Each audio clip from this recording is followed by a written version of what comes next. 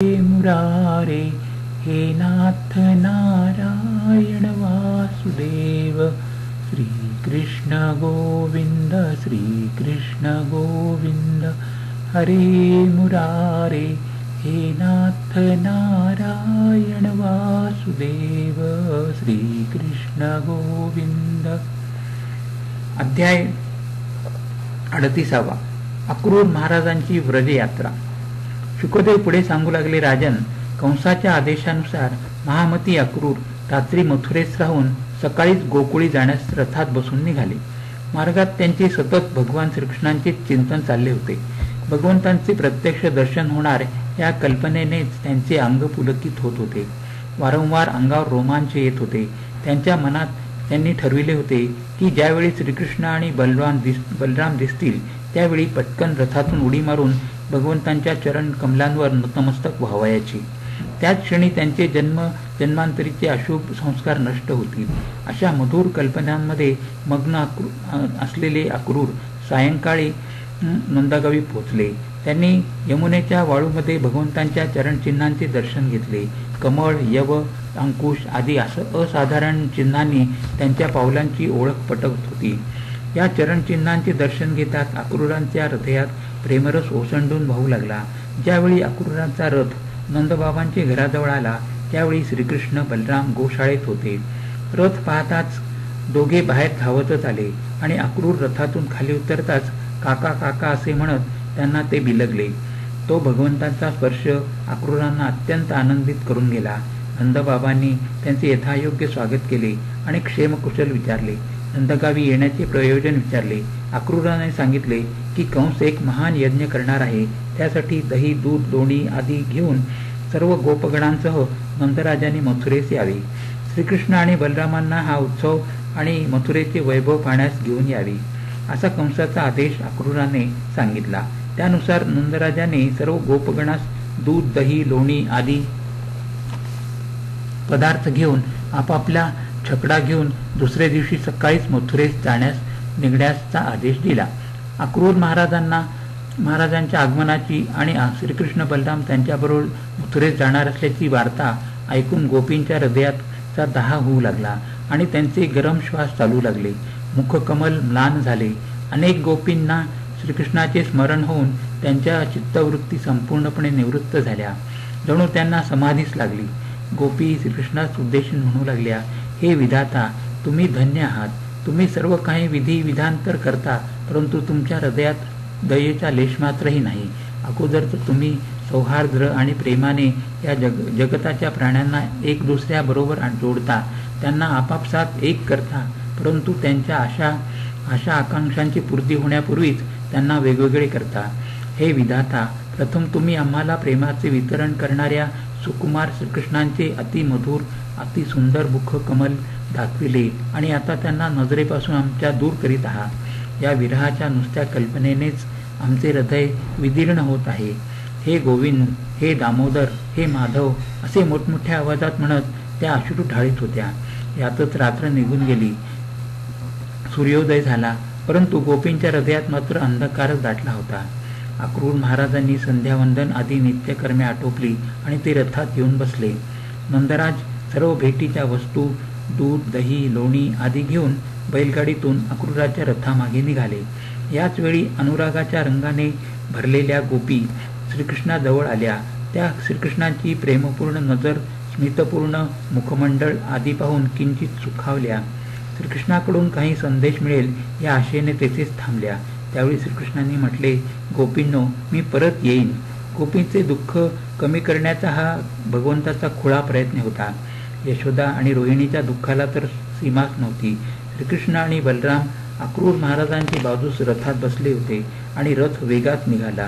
धुळीचे लोट उडत होते आणि त्यात रथ दिसेनासा होईपर्यंत गोपी त्याच्याकडे एकटक पाहतच होत्या। नंतर त्या मोठ्या जड अंतःकरणाने घरी परतल्या, परंतु मनात श्रीकृष्ण लीलांचेच मंथन चालू होते।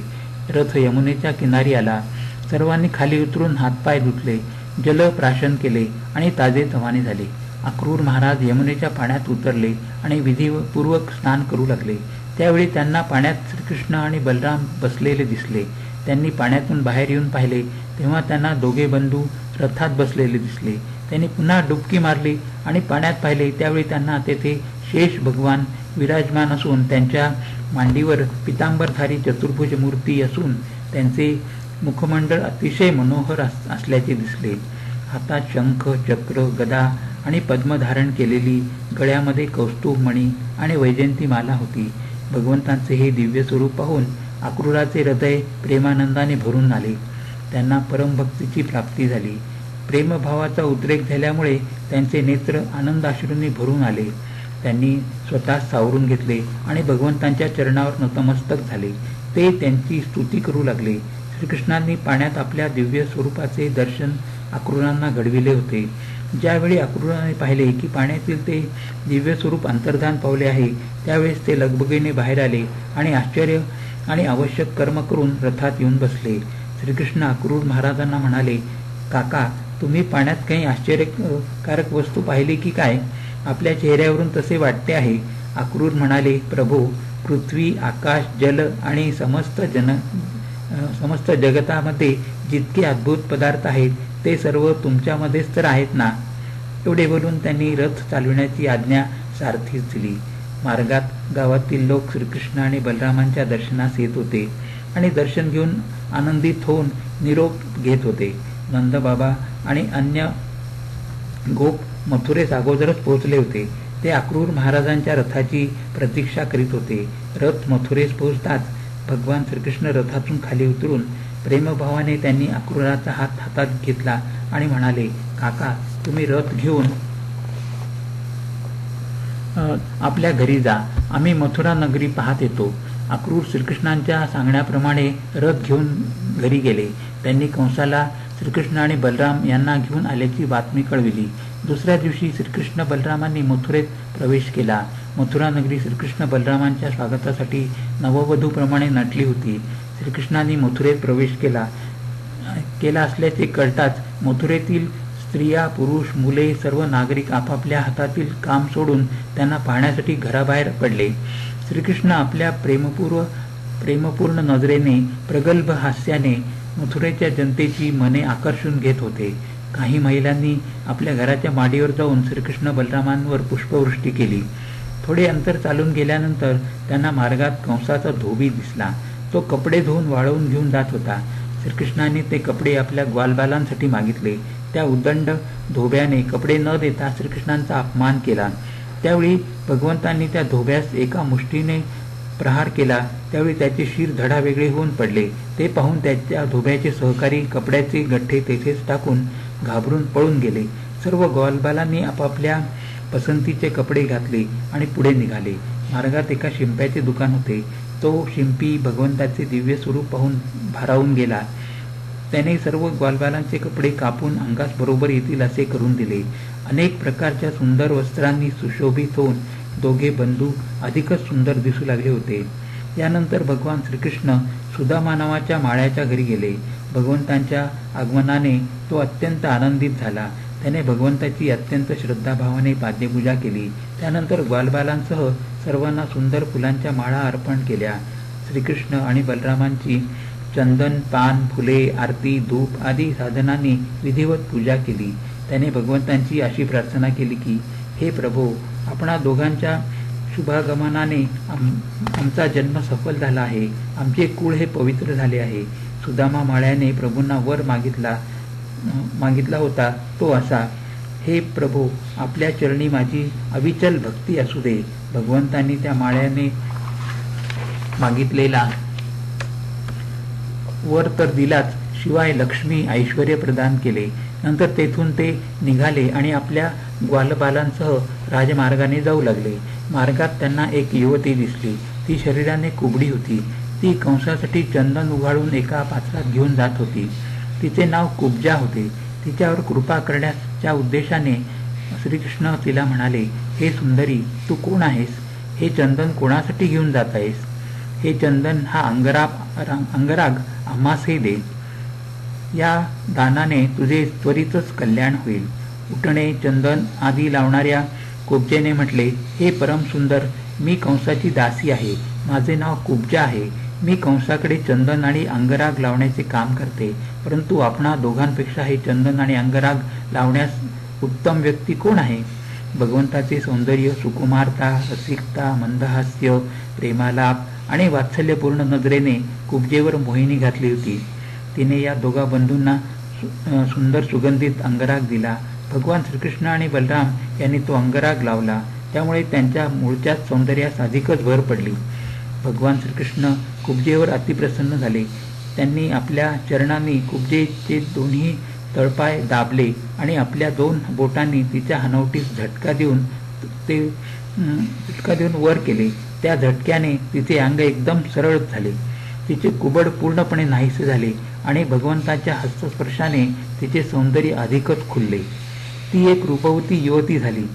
तिने भगवंतांना तिचे घरी येण्याचा आग्रह केला, परंतु भगवंतांनी तिला आपले कार्य संपन्न झाल्यावर नक्कीच येईन असे आश्वासन दिले आणि तिचा निरोप घेतला.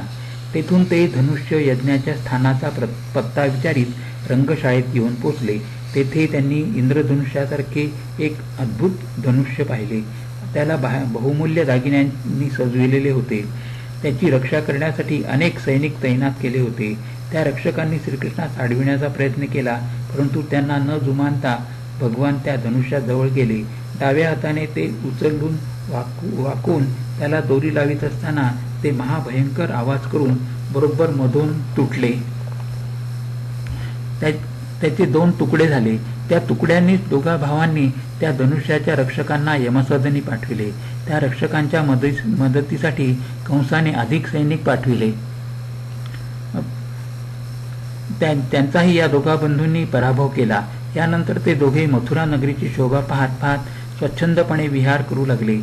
ज्यावेळी मथुरेच्या लोकांनी श्रीकृष्ण बलरामांचा पराक्रम पाहिला आणि त्यांचे सुंदर स्वरूप पाहिले, त्यावेळी त्यांची खात्री झाली की हे दोन्ही कोणी देवताच आहेत. कंसाला ज्यावेळी ही बातमी कळाली की श्रीकृष्णाने आपले दिव्य धनुष्य सहज लीलेने तोडून टाकले आहे आणि रक्षकांना मारून टाकले आहे, तेव्हा तो अतिशय घाबरला. त्यातच अनेक अपशकुनही होऊ लागले, त्यामुळे त्याची भीती अधिकच वाढली. ती रात्र कंसाने जागूनच काढली. सकाळ होताच मल्ल क्रीडेचा उत्सव सुरू झाला. रंगभूमी उत्तम प्रकारे सजविली होती. तुरही, भेरी आदी वाद्ये वाजू लागली. प्रेक्षकांना बसण्याची उत्तम व्यवस्था केली होती. श्रीकृष्ण बलरामांनी आपले नित्यकर्म आटोपून ते रंगभूमी पाहण्यासाठी निघाले, परंतु रंगशाळेच्या मुख्य द्वाराजवळच कुवल्यापीठ नावाचा हत्ती मार्ग अडवून उभा होता. त्याने हत्तीच्या महावतास त्या हत्तीस दूर नेण्यास सांगितले, परंतु त्या महावताने ते ऐकले नाही. महावताने हत्तीस अंकुशाने टोचून श्रीकृष्णाकडेच वळविले.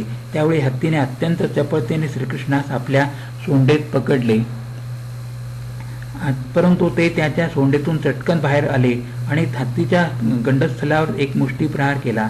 त्या भयंकर प्रहाराने हत्तीचे डोळे चमकले आणि तो अधिकच बिथरला. यावेळी श्रीकृष्णाने त्याची शेपूट धरून त्याला 100 हात दूर ओढत आणले. नंतर मोठ्या लिलेने त्याच्या पुच्छास धरून गोल गोल फिरविले आणि जमिनीवर आदळले. नंतर त्या समोर येऊन एक मुष्टी प्रहार केला आणि त्याचे दोन्ही दात उपटून काढले. त्या दातांनीच महावताला त्यांनी यमसदनी पाठविले. हत्ती सुद्धा भगवान श्रीकृष्णांच्या पायाने तुडविल्याने निचेष्ट होऊन पडला. नंतर श्रीकृष्ण बलरामांनी हत्तीचा एक दात शस्त्राप्रमाणे आपल्या खांद्यावर धरून रंगशालेत प्रवेश केला. यावेळी भगवान श्रीकृष्ण मल्लांना वज्रकठोर दिसले. सामान्य लोकांना नररत्न वाटले, स्त्रियांना मूर्तिमान कामदेव वाटले, लोकांना गोपांना स्वजन आणि दुष्ट राजांना दंड देणारे शासक सारखे वाटले. माता पित्यासमान वृद्धजनांना शिशूसारखे वाटले. परंतु कंसाला मात्र प्रत्यक्ष मृत्यूच आपल्यासमोर येत आहे असे त्यांना वाटले. योगी जनांना ते परमतत्व आणि भक्त शिरोमणी वृष्णीवंशीयांना आपले इष्टदेव भासले. असे श्रीकृष्णांचे स्वरूप अनेक लोकांना आपापल्या प्रमाणे भासले. येथे अध्याय 38 ते 43 संपन्न झाला.